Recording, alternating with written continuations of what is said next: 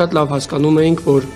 ամեն ինչ անելու են, որ ժամանակի ընթացքում արցախցիները արտագաղթեն։ Արցախի մեր հայրենակիցների մի հատվածը չի կարողանում օգտվել կառավարության աջակցության ծրագրերից եւ այժմ փողոցում հայտնվելու վտանգի առաջ է։ Արցախի պետնախարար Նժդեհ Իսկանդարյանն է հազանգել խնդրի մասին։ Նրա խոսքով Հայաստանի կառավարությունը բնակարանային ծրագիրը հաստատելիս հաշվի չի առել բնակարանների շուկայական գները, ինչի պատճառով փոքր ընտանիքները գործնականում հնարավորություն չունեն օգտվել այդ ծրագրից։ Արցախցիների սոցիալական վիճակը բարդացել է պետական աջակցության ծրագրերի կրճատումից հետո։ Հուլիսի 1-ից 50,000-ի փոխարեն 30,000 դրամ աջակցություն են ստանում արցախցիները։ Աջակցության այս փաթեթը կավարտվի տարվա վերջին, թե ինչ կլինի 2026 թվականի հունվարի 1-ից դեռ հայտնի չէ, հայտարարել է Արցախի պետնախարարը, որի խոսքով Հայաստանի կառավարության անդամները իր հետ խուսափում են հանդիպումներից։ Բացվել է Արցախն իմ սրտում բարեգործական հիմնադրամ եւ Արցախի մեր հայրենակիցները հույս ունեն, որ հանրապետության նախկին նախագահները, խոշոր գործարարները կօգնեն լուծել արցախցիների բնակարանային խնդիրները։ Բազմաթիվ մարդկանց պայքարը ոչ թե վաղվա համար է,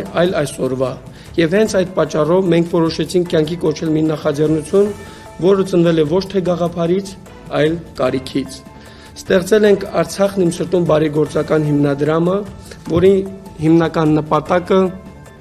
արցախցի տեղահանված զոհված ընտանիքներին աջակցություն տրամադրելն է, ինչպես նաև առաջին եւ երկրորդ կարգի հաշմանդամություն ունեցող անձանց պայթունի զոհ դարձած ընտանիքներին եւս ներառելու ենք։ Այսպիսի խնդիրներ ունենք, օրհասական է եւ